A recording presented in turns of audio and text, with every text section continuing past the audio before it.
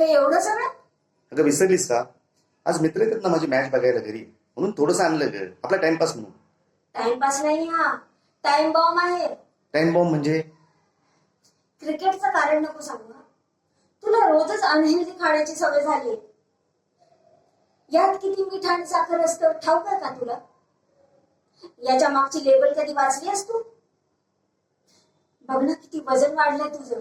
हो बाबा, नुसतं वजनच नाही, हे सर्व रोज खाल्ल्याने डायबेटीज, ब्लड प्रेशर आणि हार्ट डिसीज सुद्धा होऊ शकतो. अरे मग खायचं काय?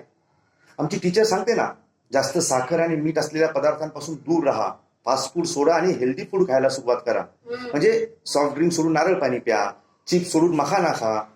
आणि स्मार्टफोन तर आपण यूज करतोच ना, त्यावर आपण स्मार्ट पुढचे चॉईसेस का नाही शोधू शकत? मी आणि माझ्या मित्रांनी ऑलरेडी स्मार्ट फूड खायची सुरुवात केली आहे सुद्धा, हेल्दी पण आणि टेस्टी पण.